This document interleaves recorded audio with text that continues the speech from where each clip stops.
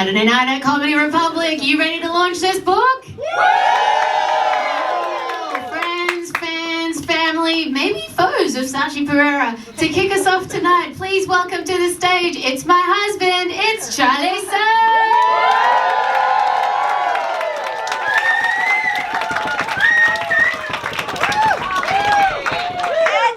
Hello everybody! How are we doing?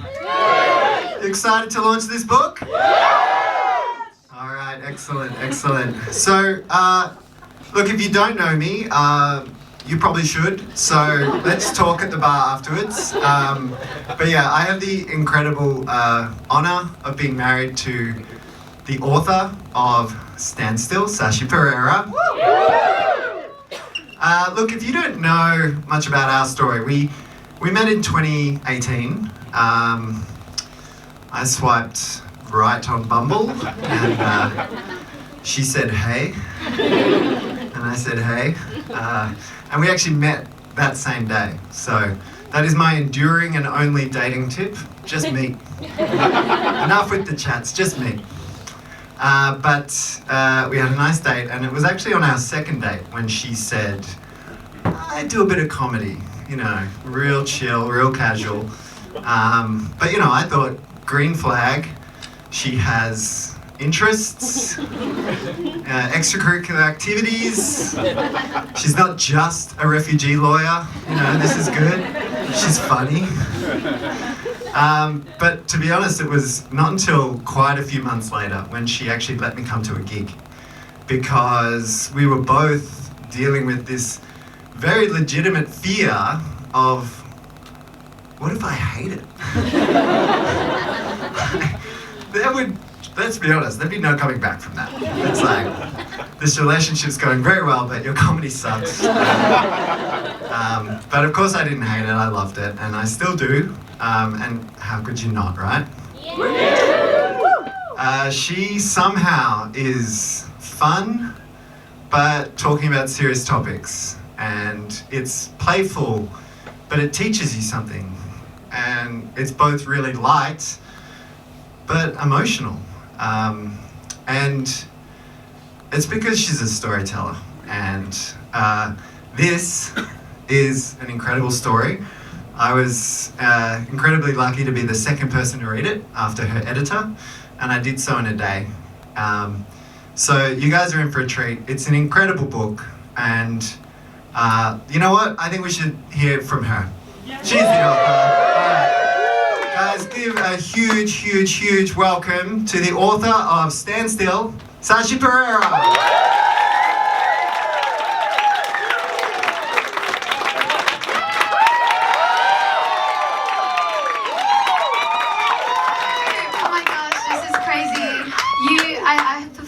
Stage so many times, and never have there been so many people in the audience who read. So this might be a one-off event. Thank you so much for being here. How good did Charlie do? He was so nervous. He was really nervous, and I was like, it's not about you. It's fine. I don't know why you're stressed. No, thank you. What a lovely introduction. Honestly, genuinely, from the bottom of my heart, thank you so much for being here. It means the absolute world. Throughout this whole process, I expected Penguin to reveal that it was, you know, a new episode of Punk'd or a series of Punk'd. Even when I submitted the draft, I thought they'd be like, this is shit, sorry, we can't publish this. And even when it came out, it's just been the strangest week. I submitted the first draft back in November, and there's been a series of edit stages, and it's just weird to have it out in the world. You can write a book and never expect that anyone's actually going to read it. The whole time you're writing it, you're like, God, I just want to hit the word count, and then you do, and then it's just out into the world. It's quite strange. I can't explain it. And there are so many people who mean the absolute world to me in this room. Like, my mum's here. She flew in from Perth on the red eye. Yeah, she was here at the very start of this story, you know, as well. Dad has unfortunately passed away, but honestly, there's some shit in there that he would not be happy about. So also an unexpected bonus with that. And there are good partners. I wish he was here. I really, really wish he was here. And there are so many friends. So I moved here to Melbourne in 2017, and I never thought that I would find home. The whole idea was that I would do my masters. I was supposed to only be here for a year, and I very much found home, and there are so many bits of home here right now. So thank you for being my friend. Thank you for being my family. Thank you for being a person who follows me online and coming here today. It really means the absolute worth. Especially, it's 6 p.m. on a Saturday in the city, you know. Fuck, I'm so sorry for making you take PT today. I really just appreciate it, so thank you. Every single book launch I've been to, and I've been to a few because I'm a nerd, has been really quite boring because normally there's a person who's written the book and they're like, I'm very clever actually, and then they're being interviewed by another person who's also like, I'm also very clever. And we're going to have a very clever conversation for the next hour. No offense to any authors, anyone who published in there. I loved your book launch. I really loved it. So I thought what we could do today to make it a little bit more interactive. First, I thought I'll have Charlie come up and we'll do a little bit of a Q&A. And he's refused to share the questions with me because he was like, it's just, you're going to ruin it if I tell you what's coming. And he was the second person to read it in the whole world, and that meant the world to me. But if you're friends with Charlie, you'll know that he's quite a direct man. So I was quite stressed about him reading the book, and he said, babe, it's a bin fire that you cannot look away from. So captivated. So I thought, who better than this man to come interview me about the book? We'll chat about it, and then we're going to open it up for questions. And if you have any questions along the way, honestly, it's all family and friends in here. So just chuck your hand up if you have a question. Someone asked if they could bring a baby. Did they end up bringing the baby? No. Oh, okay, cool. I was just like, I mean, you can. I don't know if the baby will enjoy it. But... So, okay, cool. I was just going to stay tuned for that, just in case they wanted to participate in this process as well. And so, without further ado, oh my God. I was supposed to read the prologue, which is apparently a prologue. Enjoy the audiobook. I have to tell you, okay, so with the audiobook, it took 5 days, right? Like 5 straight sessions of 3 to 4 hours, and in the 2 minutes into it, I've already been stopped 3 times because I say stuff so weird. And like the first time, his name was Ian, very, very lovely man. I thought he was a curmudgeon. I thought we weren't going to get on, but by the end of it, God, he was such a lovely man. And he was being so polite. He was like, I think you'll find it's mechanism, not mechanism. And I was like, this is gonna be a long 5 days, Ian. Can we let some just go through to the keeper? And we did. So the audiobook's super weird if you want to listen to it. If bad pronunciation annoys you, read it with your eyes, not with your ears, because you're just gonna be so mad. Come back onto the stage, Shelley! Hi. Hey, welcome back. Oh, thank you. It's your moment to shine. Well, it's not about me. As we've established. I'd just like to give a little bit of context to the bin fire. I mean, look, you're going to discover soon enough. This story it charts a disaster. I mean, but everyone loves disaster films. So, I think you'll enjoy it, but something happened a few months ago in Sri Lanka. We were staying with Sashi's beautiful aunt and uncle in Colombo, and when she told her aunt that I called it a bin fire, she said, "What do you mean?" And I said, like it's a rubbish bin, and it's full, and it's on fire." And she said, I then got into colloquialisms and Australian slang, and it didn't go that well. But yeah, he actually really stressed her out. She was like, we don't have to read it right. We already lived it the first time. I actually really, I forgot to tell them what it's actually about. Should I go through that first? Is that your first question? It is now. Okay, so 10 years ago, 2015, I was supposed to get married, and I've been in the relationship for almost 8 years.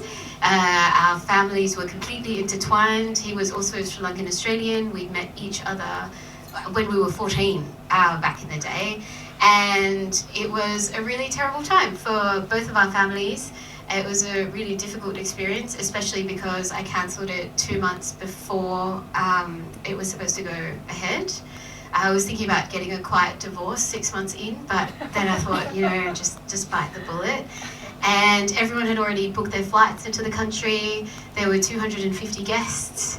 It was quite a stressful situation, and that's where chapter 1 opens. And, now that I'm a much more well-balanced individual, I would probably take a second to think and reflect and maybe go to therapy. But instead, I moved to Egypt. And after that, I moved to Tanzania, and then to Thailand, and then arrived here in Melbourne to do my master's. And that's the story. Kind of the first half of the book is me traveling through different places. I was working with different refugee organizations at the time, so it speaks a lot about what I was working in at the time. Then arrive here in Melbourne, realize that my life has become a bit of a garbage bin fire, and start sorting things out. And now we know I'm okay because look at everyone here today. Yeah, so if ever you feel stressed through parts of the book, know that I am now sick. Spoiler alert. Yeah. So it's great to get a bit of an overview of the book, but this is your first book. So I'd love it if you could tell us a bit about what it was like writing it. Writing a book, it's a big achievement. Thanks. If you know me, you'll know that I'm quite a oversharer. Anyone who's been Facebook friends with me has known that I've been oversharing since joining the platform in 2006, I think. And it was lovely to process these events through writing. I don't know if anyone is a writer out there. I feel like most people have a really interesting story to tell, but it's just that you might have different ways of telling it and different mediums of telling it. And for me, it's always been through writing that I process feelings. So to write the book, I really just went back through Facebook updates and genuinely, and through emails that I'd written to my family to kind of build a timeline of what was happening, because so many memories were actually quite jumbled up in my brain. And you can do that. You can download all your data through Facebook. Isn't that kind of good if you want to write a book? It worked out pretty well. So that was really the process, just piecing together memories from a decade ago. And how long did it take? I started talking to Penguin in February last year, and the contracts and everything was signed in March, and then I submitted my draft in November. So whatever that math is. With the days. Awesome. I'm not doing that. So you mentioned Penguin. This is not a boutique indie publisher. This is Penguin. Like the bird. How did Penguin come into your life? How did that happen? It was very, very strange. A lot of what has happened since my account went viral. I don't know how many people have been following me, but I was performing to open mic rooms with maybe 6 to 10 people in them max. And 6 of those people would have been comedians who were also doing the show later that day. And after my dad passed away, I started sharing reels in January 2023. And my account went from 1,000 followers to 100,000 followers. And then it just kept growing from there, which is a very strange experience, because when you go viral, you're just sitting alone in your house and your views just keep increasing, so you don't actually have any concept of how many people are following you. And then life just started to get really weird, and I started to get a lot of DMs about some bad, but some would be like, hey, do you want to be on TV? And I'd be like, yes, I'd love to be on TV. And one of the messages was from my now editor saying, have you ever thought about writing a book? And I said, yes, only every day since I've been alive. And that's what happened. It all went through from there. I thought I was being punked, honestly. I still feel like maybe this is a ginormous, elaborate punk.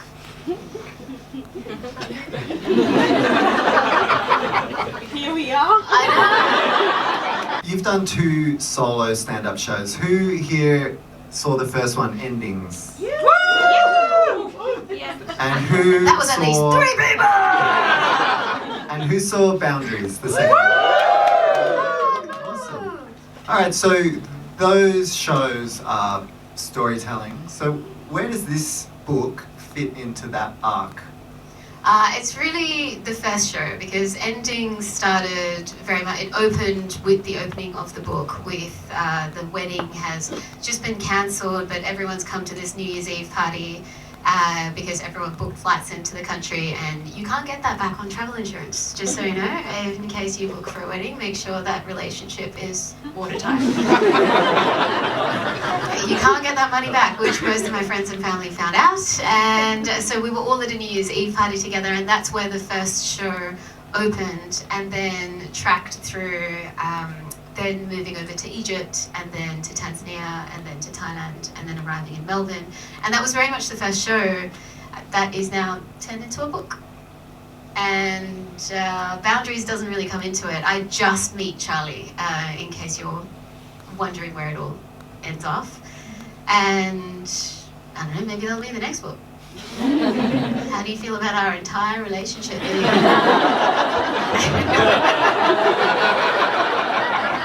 Well, I think that's a private conversation.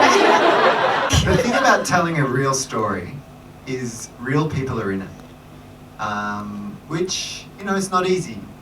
So how have you navigated that process with everyone in your life who is now in this book? Yeah, I think it was really tough to kind of walk those lines, to be honest. The first thing that I really knew was that I needed my ex-fiancé and his now partner to be okay with what was written. So the way that I tried to do that was I very much kept the story about myself as much as possible, and I only mentioned other people if it was really, really necessary to move the narrative forward.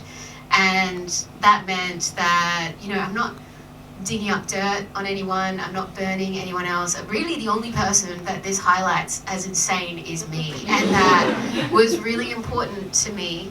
And my ex-fiancé and his now wife, they actually met in Tanzania, and they were the 3rd and 4th people to read this book, because I sent it to them and I said, if there's anything in there that upsets you, I'm very happy to take that out. And I just needed that. I don't think everyone does that, but for me that was the only way that I could be okay with putting this all out there.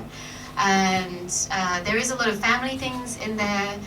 Dad's dead, which is helpful, unfortunately, and Mum, I just didn't tell her until it was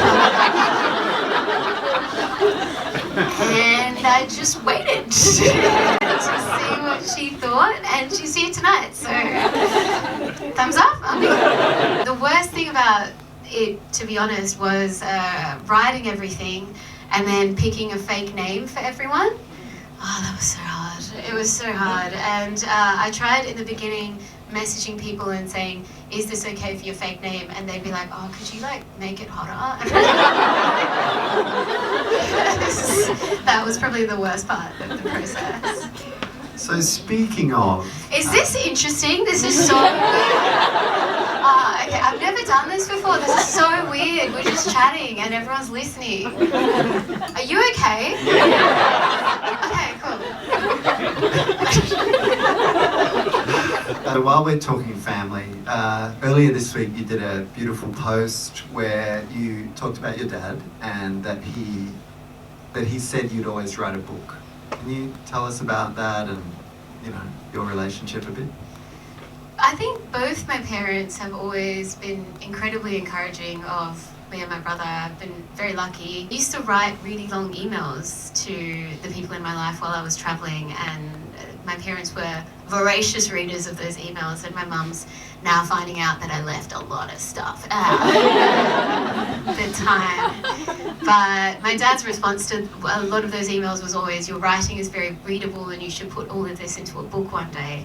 And I was dealing with some very difficult feelings earlier in the week because all of this has come around only because he passed away. He had such a swift battle with cancer. He was diagnosed in August 2022, passed away in December 2022. It was really quick, and watching someone leave the world so fast and slow at the same time really broke something in me, to be honest. I think so much of Melbourne is all about like being cool and aloof, and I've never been cool or aloof, but I was trying. I was honestly trying so hard to pretend, and once he passed away, I just thought, I just don't care. I'm just gonna start putting my comedy out there, and if that hadn't happened, I wouldn't have ever gone viral and gained followers and ended up with this book. So it's a weird thing when something really amazing happens off the back of something really terrible. Really bummed everyone out. Sick, Sashi. Cool Saturday night content. Speaking of the book, isn't this cover stunning? Yeah. It's the only time I've ever seen Sashi got sent the design, said, what do you think? I love it. And I said, my God, I love it. And that was it, no notes. Incredible work. But on this incredible cover, there are some quotes such as brilliant, vulnerable, hilarious by Shankari Chandran, and two other equally beautiful ones from Frederick Backman and M. Rusciano. So, how did you get those? The internet. No, can I tell you one thing about this cover that made me feel my age, right? So the only thing that I told the incredible designer George Sard was I just love colour, and that was the only thing I said. Please make it as bright as possible. And I got two options for the cover. It was this one, and the second one was this, but my hair was blue. So that made the choice really, really easy. And I don't have blue hair. So then I sent it to a few people, and the youngest comedian that I know is Kushi Venkatash, who lives in Adelaide, incredibly talented human. Ah, are you here? Ah, yeah, Kushi's here. I forgot you were coming. Hi. And fuck, you made me feel old. This is a story about you.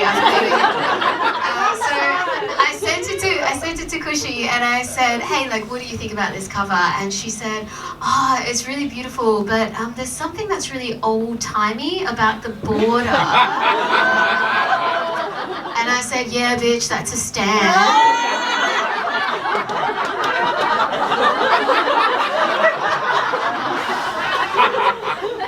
I guess you've never seen one in real life, that's why.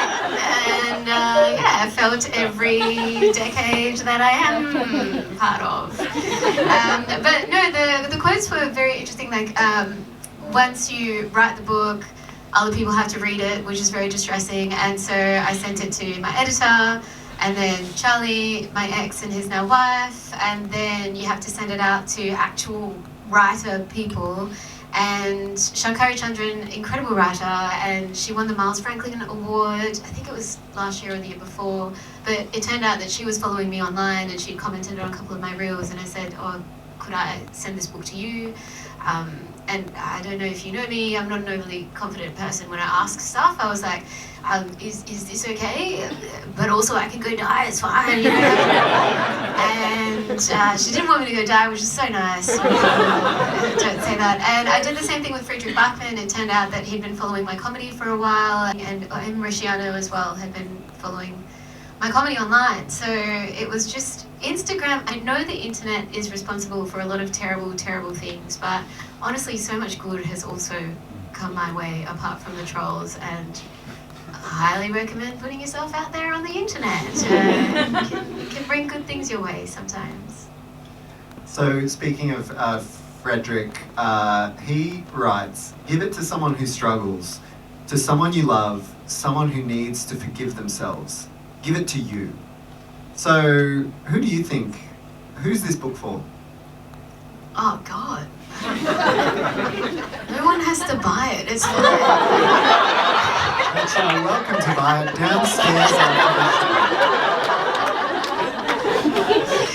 I think it was such a huge thing to just get to writing it. I haven't actually even thought about who it was for, But all I will say is that when all of this was happening, I definitely felt like I'd ruined my life beyond repair. At 30, I felt like I'd let down absolutely everyone in my life. I thought that I'd made mistakes that were completely unfixable and that I'd ruined my whole future. And God, I was being dramatic, you know? It just, so maybe it's for people who feel like they've ruined their life beyond repair, like, you'll be fine. You'll probably be a comedian in like 10 years. All right, Sashi, I have a difficult question for you. Oh no, and it's they're all going to start with a little bit of an excerpt. Oh. And this is one of my favourite parts of the book, despite some of the subject matter. I am looking into the eyes of a pathological liar. Gemma Pell fucking Sashi, and I've been dating a liar and I've come with him on a trip to go up a volcano. I'll skip ahead a bit. Ugh, Warren. When I go to find him, he's trying to speak French with our poor guide. We spend the night in a hut on the edge of the crater, and yes, okay, we have sex. What are we gonna do? Not bang?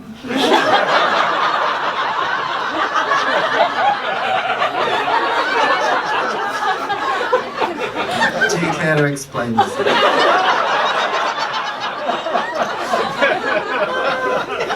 Of all the paragraphs in that fucking book.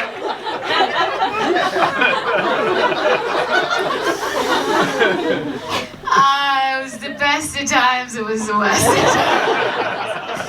You'll have to read the book to find out about that one. I feel like it gives too much away otherwise. But it was a very bad relationship. I was unfortunately in Thailand. There's people here who can verify that actually. Beth and Soda, are you guys here? Yeah. You ladies? Yay! They were there through the whole thing, so you can verify any information that you need about unveiling a pathological liar. Yeah, that was a tough time. That was in the Democratic Republic of Congo, that volcano. So, yeah, it was good times. Yeah. Should have thrown him in. Alright, before we're going to throw out to some Q&A, I just want to ask you about the title. Oh, Standstill. Yeah, oh man, I don't know if you've ever tried picking a title, but all the good ones are gone. They're all gone. I brought this because it was just a fun thing for, I was brainstorming with my whole family last year when we were talking about the book, and how to ruin everything for everyone was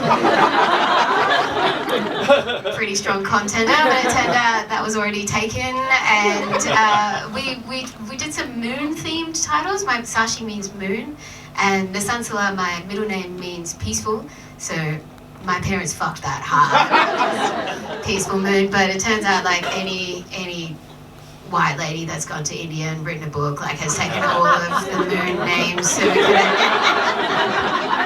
They took all of the moon names, so we couldn't do that. What else was on here? Unbridled, that was one.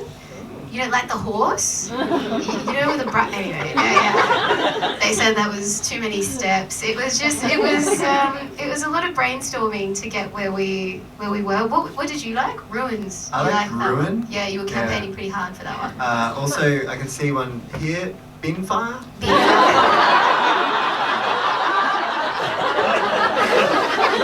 Campaigned really hard for that one as well. No, it was hard. It was hard to pick a title, and I also was very, very determined to not have it be about a runaway bride story, because it starts with a cancelled wedding, but I feel like it was so much. It was about so much more. At the time, I think I lost 3 identities simultaneously, because I had left my long-term relationship, but also felt like I couldn't go back to Perth because I was just this massive failure compared to everyone else in my community at the time. And I also was increasingly struggling with working in the refugee area and was trying to find ways to navigate through that. So I wanted it very much to be more than, you know, me running away on a horse on a sari or something like that, which Penguin was incredibly lovely and on board for. Alright, I think we should throw to the room. Oh, cool! Yeah. Who's got a question for the author? or her husband. Yes, hey. I'm also a recovering lawyer, so I studied law and I'm not anymore. Yeah. Why do you, and I know quite a few people who I studied with who never stuck with it. Some of them worked in TV, some of them went to comedy, many of them write. What do you think it is that draws a certain kind of person to law and then sends them in a completely different direction? How long you got? No, I think, I don't regret any of the time that I spent in law school. I think I met some incredibly driven humans and learned some good stuff about laws. That was good. I always struggled to find my place in it. I feel like a lot of people in law school, right from day one, you could see that they were on the corporate ladder, or they were going to be a judge, or they were going to work in-house for a mining company and make heaps of money, and they just knew that. And I never found something that fit for me. I remember, like, I don't know, it was the second day of law school when you learn that there's a penal code. Like, every law that's that we've written down that's a crime is in a book, and it's called the Criminal Code, but it's also known as the Penal Code. And I remember being like, haha, penal. It's like penis. And no one laughed. And I was like, oh no, I'm in the wrong place. But I think it's something, there's a weird statistic, like I think it's like only 30% of people who study law actually go on to be lawyers. Like there's quite a big drop-off rate. And I think it's a certain lifestyle and a certain career pathway. But the great thing about it is that I think it gives you very transferable skills to move across to many other areas. And I think when people can't see themselves on that one pathway, I think they just move away from it. And that's fine. I think a lot of this book is like, it's fine. Do comedy. Did I answer the question? Was that weird? More or less. Oh, yes. Yes. Okay, cool. All right, who else? We can't see heaps up here, so you might need to shout out. Really, we answered all of your thoughts. That's So awkward. comprehensive Q&A. All right. Yes! What was your writing process like? Based on what you've said, I feel like you're very much a vibes person, but maybe you're more regimented, like Tuesday at 9 a.m., like make a peppermint tea and yeah. Yeah. Writing. Oh, peppermint tea. Have not pegged me well. No. She might try, sorry.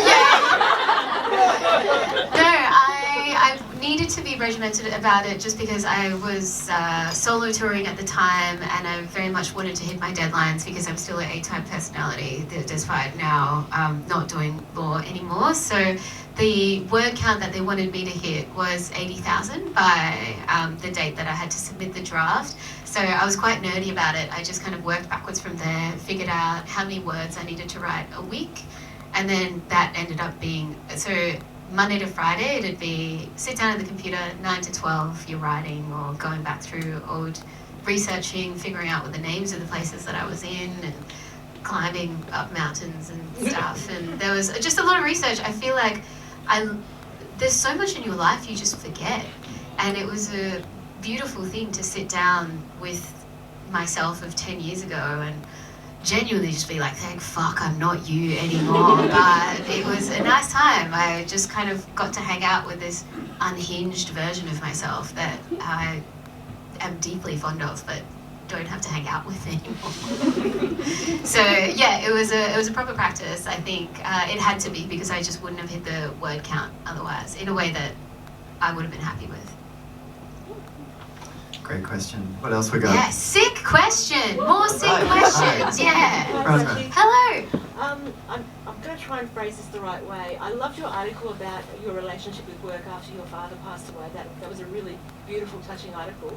Do you think that your career would have turned out differently had your father had lived?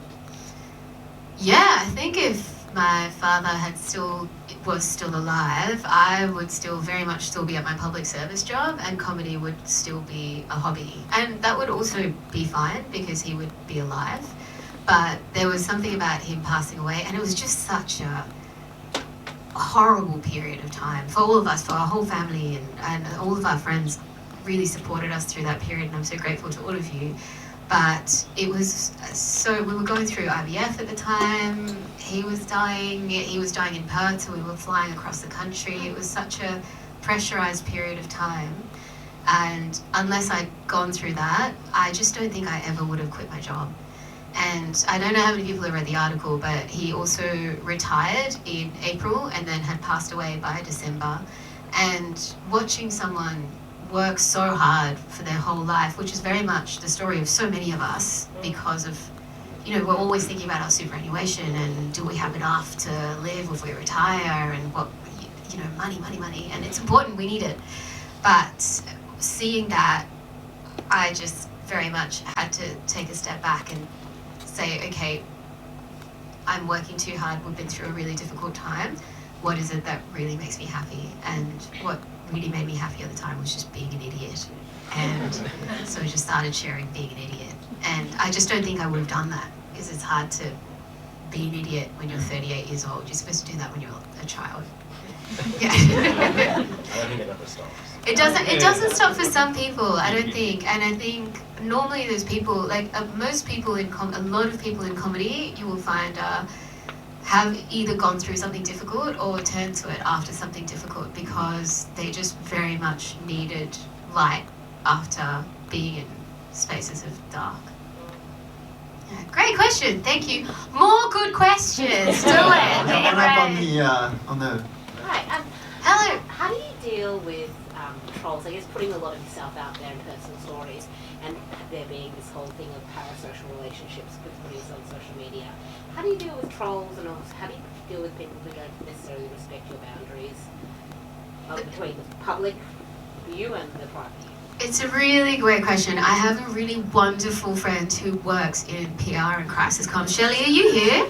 Yes. Yes. Okay, so Shelley Brady, who is a very, very close friend of mine, and right from the start, she said, Sashi, don't respond to trolls. And I said, you're dumb, Shelley.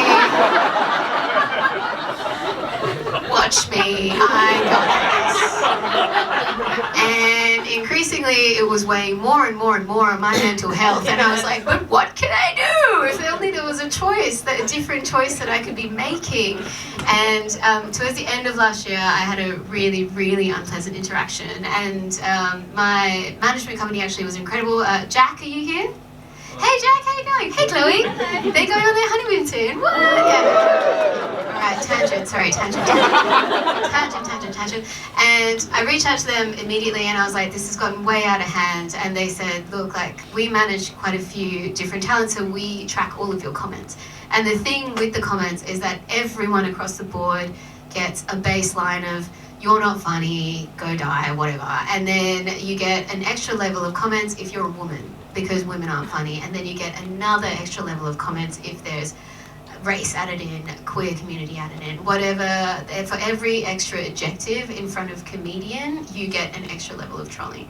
And they said, it's really nice that you have built up the resilience to this, but just log off. And I think for a long time, it's a very lonely thing, kind of waking up when you have a video going viral and waking up to like 100 comments and 90 of them are perfect and then 10 of them are bad, and then you tend to focus on the 10, and I was responding to them. But having gone through that last year, I was like, oh man, Shelley was right. She was just so right, and I should have just focused on the good. So since then, I have really taken a step back from engaging with the trolls and really only tried to engage with the positives that come in, and just be thankful to the trolls for boosting me on the algorithm. But honestly, it took me 2 years to learn that lesson, and I know Shelley will never let me forget it. She wrote, I love you. Hello. Hi. Hey Pete, this is Charlie's brother, my brother-in-law. I told you cool people were in this room. And also, if I can't personally point you out, I'm so sorry. Let's talk at the bar, and I will at the next one. Yeah, This is sorry. something I just can't live up to now. Yeah. But yeah, so sorry, it's another question about trolls. Yes. And I guess you're not engaging with them anymore, but when you were, to what extent were you tempted to try to look at the person behind that profile? All the time. And how many of them were like Aussie Jack 2011 or whatever with free followers. I think, and which may well be someone in Russia. yeah, I think that was the most depressing part of it, to be honest, because they say a lot of trolling is from bots, and sometimes you could tell it was a bot because they'd have like 1 post, 0 followers, 18 following or something like that. It'd be really obvious. But a lot of the time, they were people that had their partners in their picture, that had their kids in their picture, that had their profiles on public. So I would go to their profiles and leave comments on their pictures, being like, "Oh, sick photo, John 568," and Shelley was like, "Please stop doing that." And Charlie was like, "Please stop doing that." And I just, yeah. We had to have a talk. We did. I knew I'd done something really bad because I used to screenshot everything that I was doing and then share it as a story. And I knew that it was bad when Charlie would come into the room and be like, "For fuck's sake." So, yeah, I honestly think there's way more real people out there saying mean things than we think. I think there are troll farms, and I think there's heaps of bots, but more often than not, they were real people, and they'd be DMing as well. Like, they send you DMs to their inbox, to your inbox, which I was quite surprised about. There's just heaps of angry people out there, and I think it's such a like, there's no consequences to your actions. You just send a mean message to like 8 people in a row and you're like, "I feel better, I'll go for a walk now." So it's the unfortunate nature of it, I think. Was it the right time for the book? To write the book? Yeah, like, you know how authors often say it was in me, but I couldn't write it until a certain point in my life. It was the perfect time to write it, because I know that one of the things that I felt guiltiest about was that I'd absolutely ruined my ex-fiance's life, and he was fine. Like, he met his wife, who is so much cooler than me, 6 months after we broke up, and they're still together and they're married and they're lovely. And so I think if I didn't know that he was okay, there's no way I could have written it. And I think if I didn't know I was okay, there's no way I could have gone back to those spaces from 10 years ago. And yeah, it was a really great time to sit down and be able to write it. Yeah. I saw just Anna here. Hi. Hey, Anna! Anna's also a comedian. Okay, I'll stop doing that. Sorry, she's great. Yeah.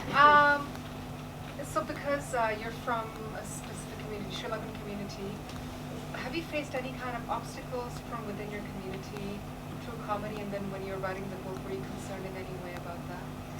I think I was quite, like, I think there's things in there's a lot about sex and drugs and failed relationships, and I was worried about the judgment that would come from the Sri Lankan community particularly, where it's already challenging to see a person who looks like me on stage when, you know, like, there's still quite patriarchal notions in the community of where a woman should be and what she should be doing and what she should be saying. But also, I don't know, it's the beauty of getting older. I'm just like, I don't care. And I hope this helps someone else out there to know that there are many different ways to live your life, and there are many different ways to be happy, and it's okay to make mistakes. And I think I just really needed to put that out there. But there's some stuff in there about the war that I also really hesitated to put in there, because it's still something that's not really talked about, and still something my mum particularly gets very stressed when I talk about, because she's like, "You're going to be dead in a week," and I'm like, "Please stop saying that." But there was just, if it was relevant to the story, I very much felt I wanted to put it in. So if it's in there, it's just because it's not because I felt it's something that I should say, it's something that I couldn't not say, is what I would describe that as. Ben, Charlie's cousin. Hi, Sashi. Hello. First statement, and I get to see this because I'm in the first row, but Charlie, you got to show everyone those shoes.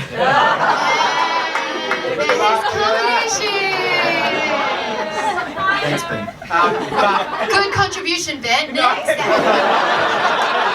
I've got a serious question. So I picked up on a few things, like you've said, like everyone's got a story, and everyone does have a story, right? And similar to the question behind me, I suppose, like, and then you've said, but when I ask a question, I can be quite shy. But at the same time, you have the courage to get up on stage and be a comedian and write a book about your own life and be very vulnerable about that. So for everyone else, I suppose, out there who does have a story, and we all do, how did you get past that? And you say, I just want to be an idiot, like, because my dad died and all this sort of stuff, so that's where I'm at. But I'm sure maybe you've questioned yourself, do people actually want to listen to me? Is Like this right real? now. Yeah. Like, should I get up on stage? Am I interested? How did you get past that?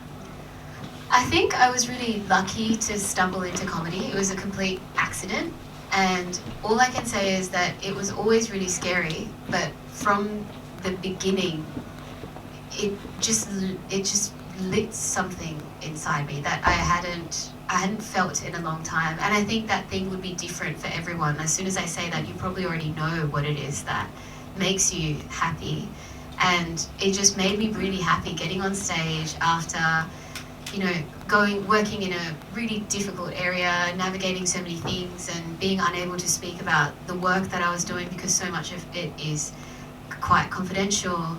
To be able to step on stage and just say things with no footnotes as a lawyer was like, it was wild. So I think that's the feeling that I continue to follow, and that's the feeling that I continue to follow. And now I know that, you know, I wanted to vomit most of today, and even though I've already written the book, I know mostly it's family and friends and people that follow me that's in the audience. There's nothing that actually could possibly go wrong.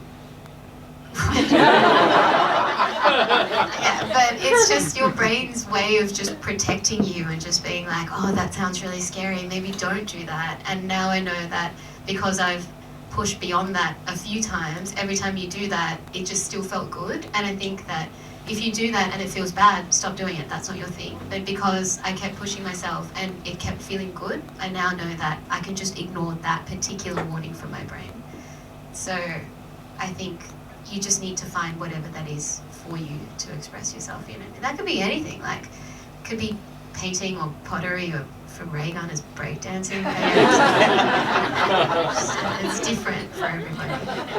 All right, I think we have one more question. Oh, wow, that's Who wants crazy. to nab it? Up here. Oh, sorry, you can go if you want. You both go, it'll be fine. At the same time. No, you go first and then we can have the last one here. Yeah. Hi, sir. Was there anything in the writing that you... Oh, Rose, is that you? Yeah, hi. Also a comedian, she's awesome. Okay, sorry. Was there anything when you were writing that you either surprised yourself with or that you realised you felt differently about because of revisiting it? I was very interested in how ashamed I still felt about all of it, and how I really needed to put that on a page and process it, even though I know everything worked out fine, if not better, and we've all gone through it, all of my family and friends know the story, everyone's okay. I was still surprised by how much shame and guilt it still brought up, writing that first chapter of just watching all of this devastation I'd caused and just feeling glad that everything turned out okay. But I didn't know that at the time. So it's 10 years on and I still feel that. That was a surprise to me. Great question. I'm going red. Oh, okay. Last question. My question is kind of related. Cool. So I was very interesting, you know, children immigrants, and also I'm Sri Lanka as well. So I know what the war context was like. We find our kind of sense of home in Australia, and you spoke about when you left Perth and moved to Tanzania and Thailand, you felt like you couldn't go back home because you made such a big mistake, or like your life imploded and you were worried about being in Perth. I guess, do those feelings, are they still around, or do you feel like you healed that part of yourself as well and you can be home, I suppose? That's such a great question. I found, at the beginning I found, because all of my memories were connected to my ex-partner, I found being in Perth really difficult because it was very much a community that we had both built together, and the family, and neither of us have returned there, which is interesting actually, because he and his family were very entrenched there as well. And I think to give myself a new start, I very much needed to move away. I knew that whatever it was, the new journey that I was on, it couldn't be in Perth. There was just too many memories, too many things gone wrong, and moving to Melbourne was a very new, fresh start. And now Melbourne is very much home, and I go back to Perth like twice a year, and that's enough for me. I think I feel very much like this is home now.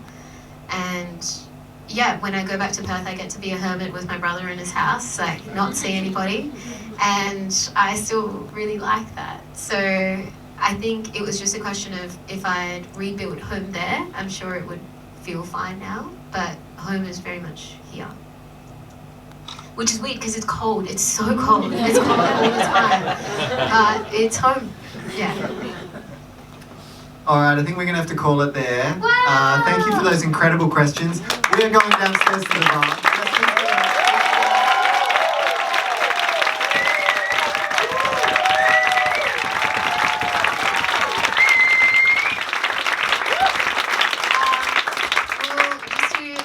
Very quick thank yous. Thank you to our tech, CAC, who's been running everything down there. Legend. Thank you to all of you for coming out. I'll be downstairs. There's books, there's stickers, there's chats, I brought pens to sign stuff, which might be weird if you don't want that happen. And also thank you to all of my family and friends who are in here, and all of new friends to be friends soon, and especially to Charlie for running this whole thing.